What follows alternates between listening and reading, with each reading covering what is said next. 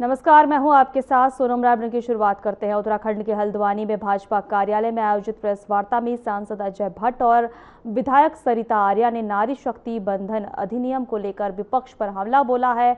उन्होंने कहा कि केंद्र सरकार महिलाओं को बराबरी का अधिकार देने के लिए यह कानून लाई है, लेकिन कांग्रेस सहित विपक्षी दलों ने इसका विरोध किया है। अजय भट्ट ने कहा कि महिलाओं का अपमान करने वालों को जनता चुनाव में जवाब देगी।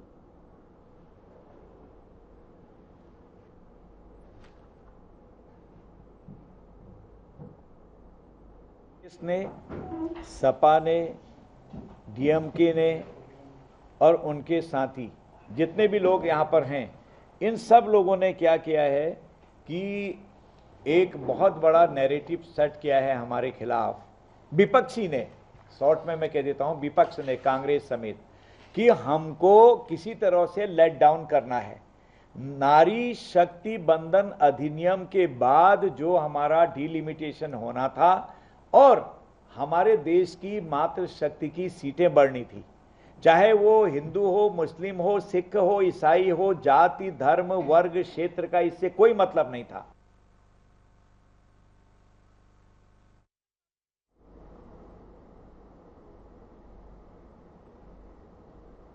देहरादून में महिला अधिकारों के मुद्दे को लेकर जन आक्रोश देखने को मिला, जहां कैबिनेट मंत्री गणेश जोशी के नेतृत्व में महिला पदयात्रा निकाली गई और विपक्ष के खिलाफ प्रदर्शन किया गया। इस दौरान मंत्री जोशी ने कांग्रेस पर निशाना साधते हुए कहा कि पार्टी का चरित्र दोहरा रहा है और उसने महिलाओं के अधिकारों के मुद्दे पर विरोध कर आदि आबादी के साथ अन्याय किया है।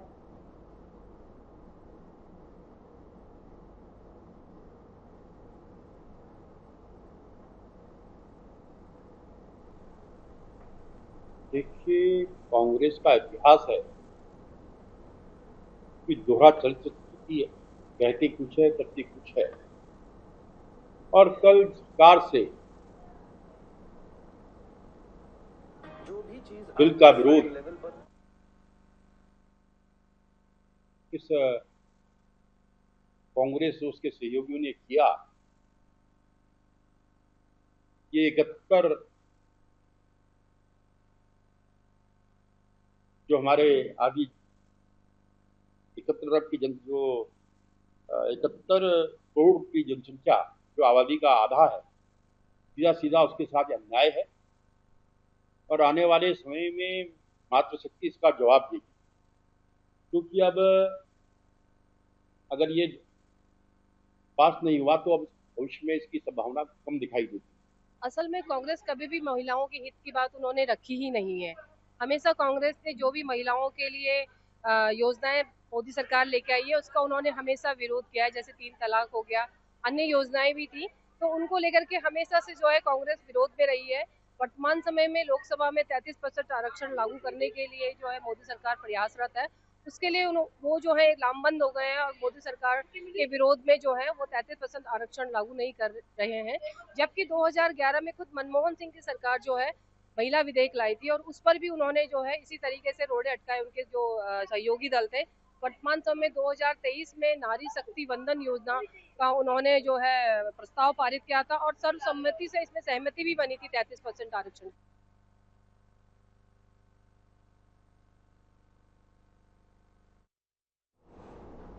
देहरादून में नारी शक्ति वंदन अधिनियम को लेकर बीजेपी ने कांग्रेस और विपक्ष पर तीखा हमला बोला है। प्रदेश मीडिया प्रभारी मनवीर सिंह चौहान ने कहा है कि यह विधेयक महिलाओं के सशक्तिकरण और सम्मान के लिए लाया गया था, वहीं लेकिन विपक्ष ने इसके खिलाफ वोट पर अपनी मंशा जाहिर कर दी है। उन्होंने इसे महिलाओं का अपमान बताते हुए कहा कि देश की महिलाएं इसे कभी माफ नहीं करेंगी। बीजेपी ने इस मुद्दे पर प्रदेश भर में जन आक्रोश अभियान शुरू किया है, जिसके तहत 24 अप्रैल को देहरादून महिला मोर्चा की रैली आयोजित की जाएगी।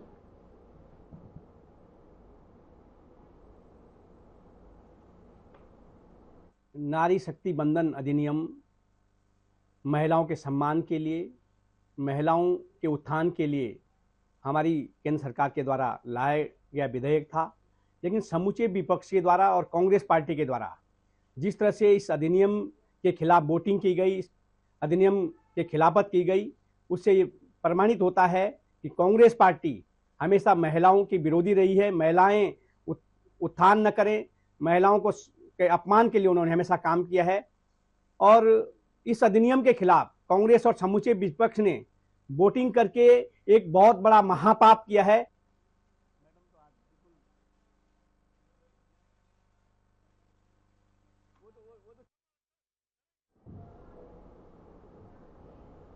देहरादून में चारधाम यात्रा की व्यवस्थाओं और गैस आपूर्ति को लेकर उठे सवालों पर बीजेपी के प्रदेश मीडिया प्रभारी मनवीर सिंह चौहान ने प्रतिक्रिया दी है। उन्होंने कहा कि सरकार पूरी तरह तैयार है और सभी व्यवस्थाएं चाक चौबंद है।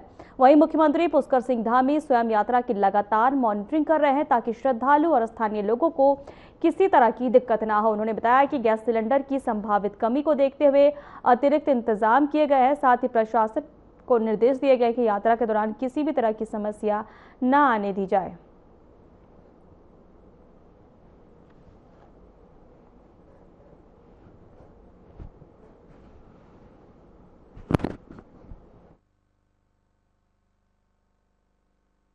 चारधाम यात्रा को लेकर के सभी व्यवस्थाएं चाक चौबंद सरकार के द्वारा की गई हैं। आदरणीय मुख्यमंत्री पुष्कर सिंह धामी जी स्वयं चारधाम यात्राओं की व्यवस्था को लेकर के स्वयं मॉनिटरिंग कर रहे हैं और किसी भी प्रकार की असुविधा न श्रद्धालुओं को हो न चारधाम यात्रा से जुड़े स्थानीय लोगों को हो। इसके लिए जो गैस सिलेंडर की जो समस्या सामने आ रही है, इसको लेकर के अतिरिक्त व्यवस्थाएं सरकार के द्वारा जुटाई गई हैं और किसी भी प्रकार की समस्या न हो, इसके लिए प्रशासन को निर्देशित भी किया गया है और इसकी व्यवस्थाएं सरकार के द्वारा की जा रही है।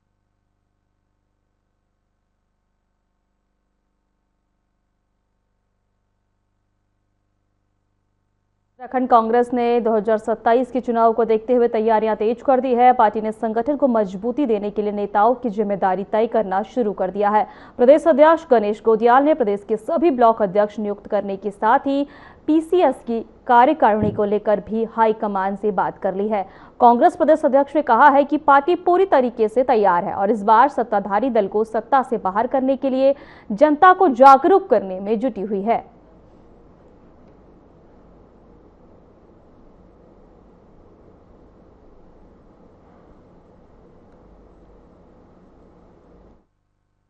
हम लोग अपने प्लान के हिसाब से संगठन को मजबूत करने के लिए हमारे प्रभारी जी के नेतृत्व में निरंतर आगे बढ़ रहे हैं। अभी हमने ब्लॉकों की अध्यक्षों की घोषणा की है। इसके बाद पीसीसी का हमारा जो मसौदा है वो हमारे हाईकमान को जा रखा है। मैं उम्मीद करता हूं कि जल्दी वहां से वो भी जारी हो जाएगा। साथ साथ में समानांतर रूप से हम जिला कांग्रेस कमेटियों के गठन की कवायद में जुटे हुए हैं। हम इसके साथ साथ जिला कांग्रेस कमेटी के अध्यक्षों से ये कहेंगे कि जो भी नव नियुक्त ब्लॉक कांग्रेस के अध्यक्ष हैं उनसे ब्लॉक कांग्रेस की कमेटियों का ब्यौरा लेकर उसको भी गठित करें।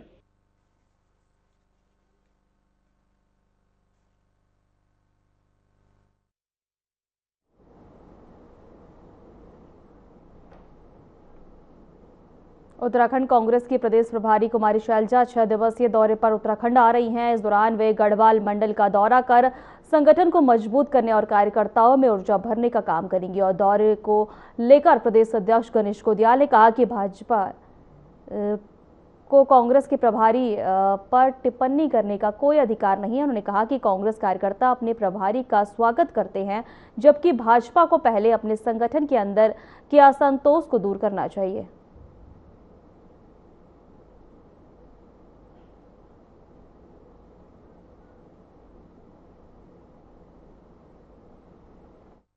देखिए, भारतीय जनता पार्टी को हमारे आदरणीय प्रभारी जी के दौरों पर प्रश्न करने का कोई अधिकार नहीं है। अपनी पार्टी की मजबूती के लिए और अपने अपने चाहे वो धार्मिक मान्यताएं हों चाहे वो राजनीतिक कार्य हों, उनके निष्पादन के लिए सभी लोग आते हैं। फर्क ये है कि भारतीय जनता पार्टी अगर एक प्रश्न उठा रही है हमारी प्रभारी जी पर, तो भारतीय जनता पार्टी को जवाब देना चाहिए कि उनके प्रभारी आते हैं तो गो बैक के नारे लग रहे हैं और हमारी प्रभारी का हजारों लोग खड़े होकर स्वागत के लिए तैयारी कर रहे हैं। तो ये फर्क है। नारी शक्ति वंदन अधिनियम को लेकर सियासत तेज हो गई है, जहां प्रधानमंत्री नरेंद्र मोदी और बीजेपी विपक्ष को जिम्मेदार ठहरा रही है। वहीं उत्तराखंड कांग्रेस के प्रदेश अध्यक्ष गणेश गोदियाल ने पलटवार किया है। उन्होंने आरोप लगाया है कि बीजेपी पहले से ही इस बिल को लेकर राजनीतिक माहौल बनाने की तैयारी कर रही थी और सवाल उठाया कि बिल गिरते ही बीजेपी सांसदों के पास नारे वाली तख्तियां कैसे मौजूद थी। गोदियाल ने यह भी आरोप लगाया कि बीजेपी इस मुद्दे पर केवल नैरेटिव सेट करने की कोशिश कर रही है, लेकिन अब जनता सब समझ चुकी है।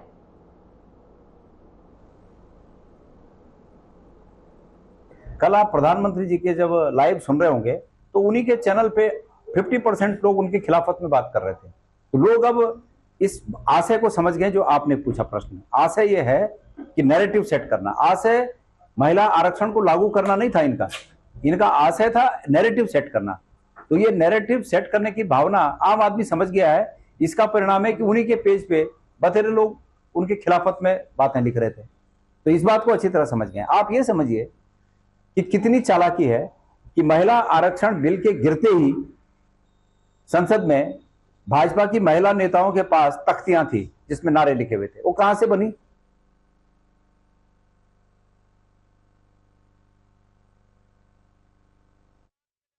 देहरादून में भाजपा विधायक वंशीधर भगत के बयान पर सियासत तेज हो गई है। कांग्रेस के पूर्व प्रदेश अध्यक्ष करण महरा ने कहा कि यह बयान सरकार की जमीनी हकीकत को उजागर करता है। उन्होंने आरोप लगाया कि प्रदेश में बेरोजगारी, पलायन और स्वास्थ्य सेवाओं की स्थिति खराब है।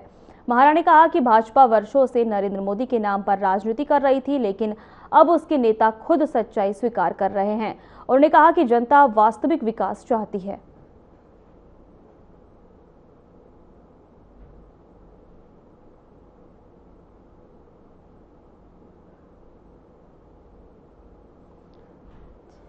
चाहिए लोगों के सामने आ गए। अब पूर्व प्रदेश अध्यक्ष, पूर्व कैबिनेट मंत्री आदरणीय बंशीधर भगत जी ने एक बात कल बहुत जोर शोर से कैबिनेट मंत्री की मीटिंग में कही। उन्होंने कहा कि अब मोदी मोदी कहने से कुछ नहीं होने वाला, हमें काम करना होगा। और जमीनी हकीकत यह है कि भारतीय जनता पार्टी की पिछली सरकार से लेकर अब तक कोई भी अच्छा काम प्रदेश में नहीं हुआ है जिससे लोगों में खासी नाराजगी है। और मोदी के नाम से वैतरणी पार बीजेपी की नहीं होने जा रही है। और ये बात कोई एक सामान्य आदमी कहता तो समझ में नहीं आता, समझ में भी आता था, लेकिन ये वो बात कह रहे हैं जो भारतीय जनता पार्टी के प्रदेश अध्यक्ष भी रहे हैं और भारतीय जनता पार्टी की सरकार में कैबिनेट मंत्री भी रहे हैं और 6 से ज्यादा बार विधायक रह चुके हैं कालाडूंगी क्षेत्र से।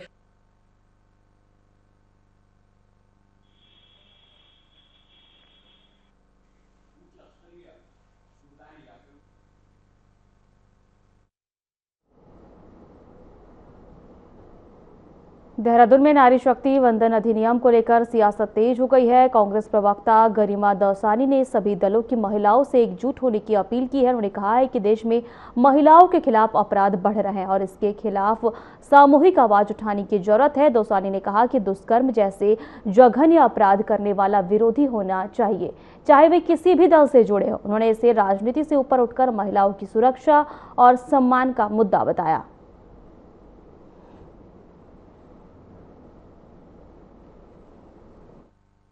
देखिए, मेरा इस देश और प्रदेश की मातृशक्ति से आह्वान है, अब समय है एकजुटता का, दलगत राजनीति से ऊपर उठने का। ना अपराधी का धर्म देखा जाएगा, ना उसका दल देखा जाएगा, ना उसकी जाति देखी जाएगी।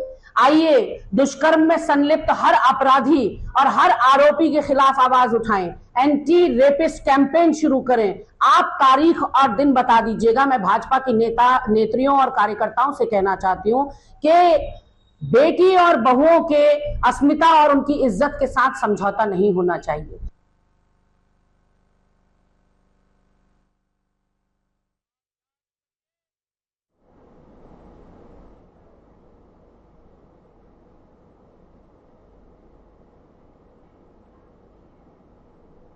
बीजेपी प्रदेश प्रवक्ता हानि पाठक ने विपक्ष पर तीखा हमला बोला है। उन्होंने कहा कि विपक्ष की सोच शुरू से ही महिला विरोधी रही है और बीजेपी महिलाओं के सशक्तिकरण को प्राथमिकता दे रही है। उन्होंने कहा कि नरेंद्र मोदी के नेतृत्व में महिलाओं के लिए कई योजनाएं चलाई गई हैं, लेकिन विपक्ष सहयोग करने के बजाय विरोध की राजनीति कर रहा है। उन्होंने यह भी कहा कि अगर विपक्ष सच में महिलाओं के हित में होता तो नारी शक्ति वंदन अधिनियम का समर्थन करता, लेकिन उनका रवैया कुछ और ही दर्शाता है।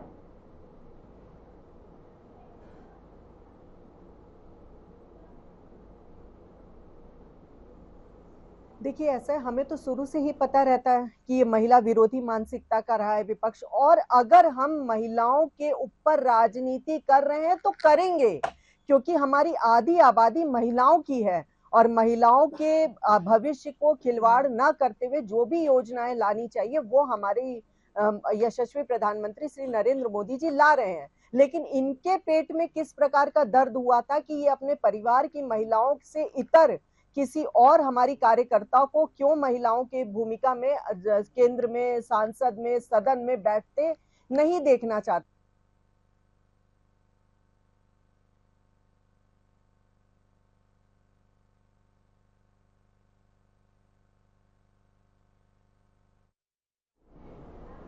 खबरों में आगे बढ़ते हैं। देहरादून में बीजेपी के कार्यक्रमों में प्रदेश प्रभारी गैर मौजूदगी को लेकर उठे सवालों पर पार्टी के प्रदेश प्रवक्ता कमलेश रमन ने प्रतिक्रिया दी है। उन्होंने सीधे जवाब देने से बचते हुए कांग्रेस पर हमला बोला और कहा कि कांग्रेस प्रभारी का उत्तराखंड दौरा जनहित के बजाय आंतरिक मतभेद सुलझाने के लिए था। उन्होंने आरोप लगाया कि कांग्रेस में नेताओं के बीच खींचातान जारी है, पार्टी उसे संभालने में जुटी है, लेकिन हालात नियंत्रण में नहीं है। कमलेश रमन ने कहा कि भाजपा के प्रभारी लगातार सक्रिय रहते और संगठन को मजबूत करने का कार्य कर रहे हैं।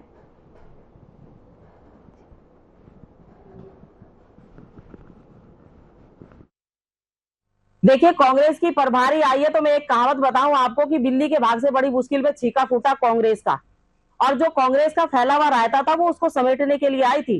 वो कोई यहाँ जनहित के मुद्दों के लिए नहीं आई थी, वो कोई यहाँ पर जनता की बातों को रखने के लिए नहीं आई थी। वो ये देखने आई थी कि उनके जो नेता है जो अलग अलग दिशाओं में बटे थे, जो कांग्रेस को नुकसान पहुंचा रहे थे, कोई अवकाश पर जा रहा था, कोई किसी को उजाड़ू बंद बोल रहा था, कोई विष पुरुष बोल रहा था, वो उन सारे पूरे रायतों को समेटने के लिए यहाँ पर पहुंची थी, लेकिन रायता फिर भी नहीं समेट पाई।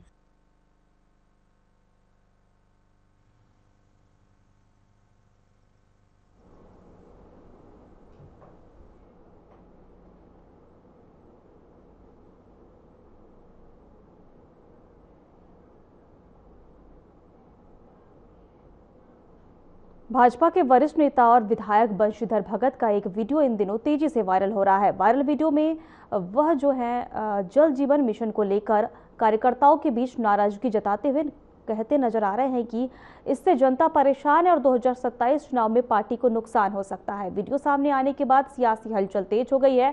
वहीं पार्टी स्तर पर भी नाराजगी की चर्चा है। हालांकि बाद में बंशीधर भगत ने सफाई देते हुए कहा कि उनके बयानों को तोड़ मरोड़ कर पेश किया गया है और उनका उद्देश्य केवल जन समस्याओं की ओर से ध्यान दिलाना था।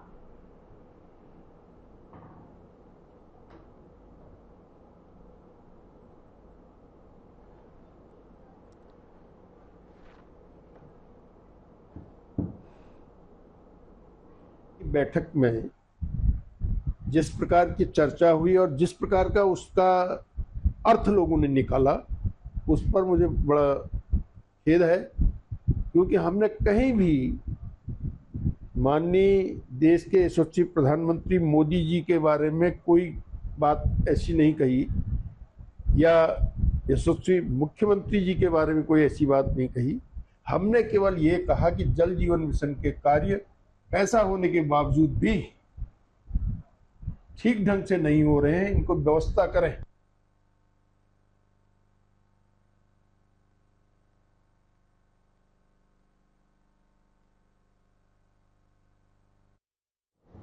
देहरादून में चार धाम यात्रा का शुभारंभ हो चुका है और 23 अप्रैल को बद्रीनाथ धाम के कपाट खोले जाएंगे। इससे पहले धाम में अव्यवस्थाओं को लेकर सवाल उठाने वाले विधायक लखपत सिंह बुटोला ने अब कहा है कि सरकार ने उनकी कई मांगों को मान लिया है। उन्होंने कहा कि इससे चार धाम यात्रा पर आने वाले श्रद्धालुओं को सुविधा मिलेगी और सभी भक्तों को यात्रा में स्वागत है।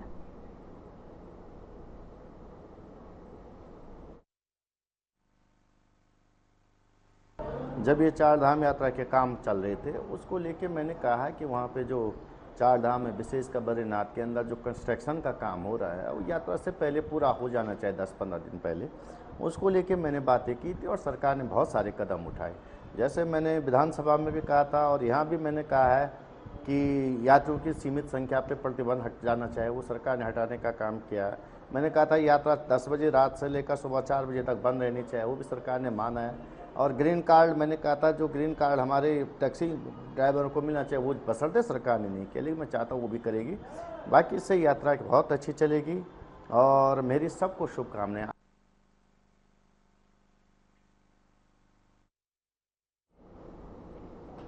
फिलहाल हमारे खास बुलेटिन में इतना ही। नमस्कार।